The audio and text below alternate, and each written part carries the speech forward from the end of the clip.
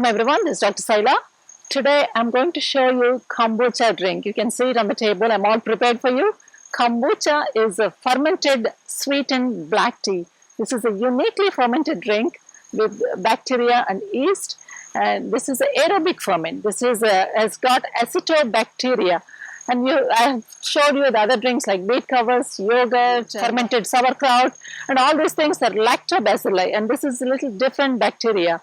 And people say that it is an immortal elixir, and I was very curious. About 4 years ago I started. Initially I bought it from the store and I just loved it, even though for the first few days I didn't like the taste. Now I'm hooked to the kombucha. I don't think there are any studies done on this kombucha. I'm just showing you my experience, and I felt very good after I started this kombucha, and with more energy and deep sleep. And I think it improved my immune strength. I haven't had any severe cough or cold. Even if I had a couple of times I had it, it lasted only for a day or two. This is a big change from what I had before. And I gave it to some of my friends who had acid reflux, and they just loved it. And one friend wanted to test it, and she stopped kombucha after she tried for a few months, and she cured her acid reflux.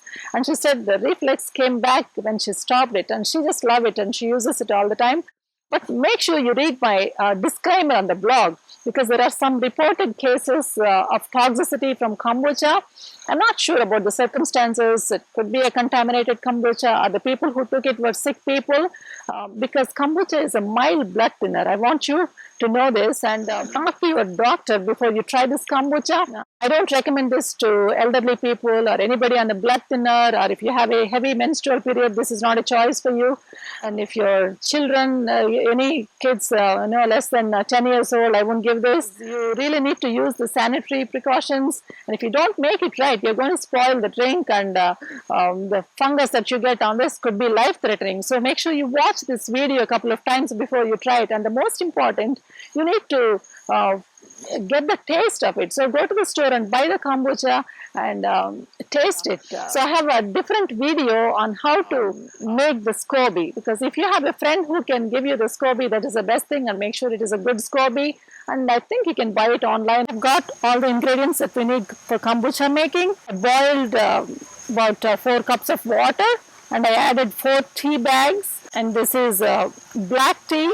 You can use any black tea, but make sure it is black tea, and you don't get good kombucha with a green tea. And this is the sugar. You can use any kind of sugar, but this is what I use. Even the regular sugar is fine too. This is organic sugar. And you need measuring cups. This is the jar that I use for kombucha.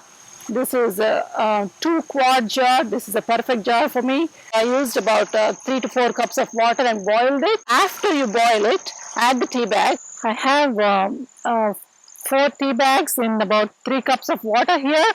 And you need to add about 1 cup of sugar.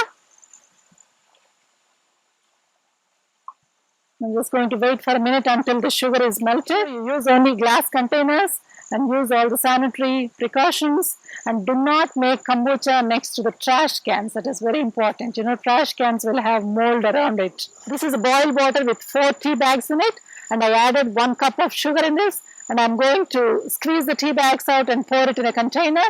And you need to add 2 to 3 cups of kombucha from the previous batch and 1 SCOBY.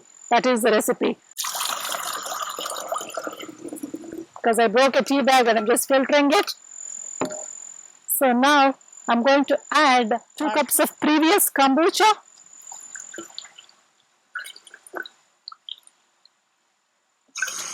So this is the batch that I made about 10 days ago. And I'll show you the SCOBYs. These are the 2 SCOBYs. Actually, this is the mother SCOBY. This is the baby SCOBY that was formed in 2 weeks. I have this water that I kept out overnight, so chlorine will be evaporated if you will do it like this. This is a filtered water. So I'm going to pour all this water into this bottle now. Okay, now you need to fill this container with water. Okay, you don't want to fill it too much. You just need some gap here. And the last but not least, you need to add SCOBY from the previous batch. Here I have the SCOBY from the previous batch. I'm going to add the SCOBY. It doesn't matter whether it floats or sinks, it will still work the same thing. After some time it's going to sink, so that's fine. And as you keep using the SCOBY, it tends to get darker, but when you see the SCOBY and you see tea filaments under the SCOBY as it ferments, so don't worry, it's not a fungus, but you see the fungus on the top if at all you get it. And this is how you taste it. After 4 days, you have to keep tasting it.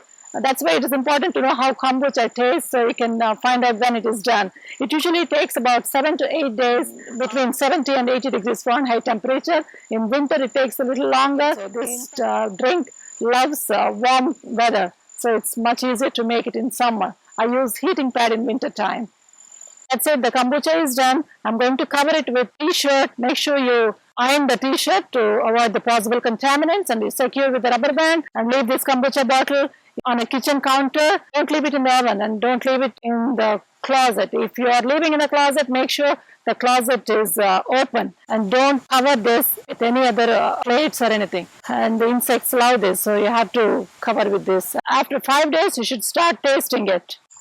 If you don't have any experience in kombucha, but the best thing to do is probably check the pH. The ideal pH for the kombucha should be between 2.5 and 3.1.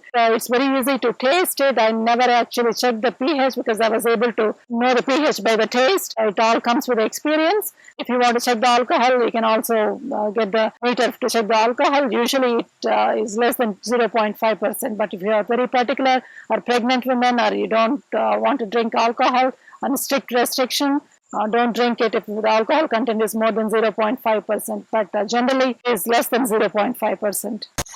This is the kombucha bottle that you find in the store. I used to buy this, and I drank this kombucha almost for 2 years before I learned how to make it at home.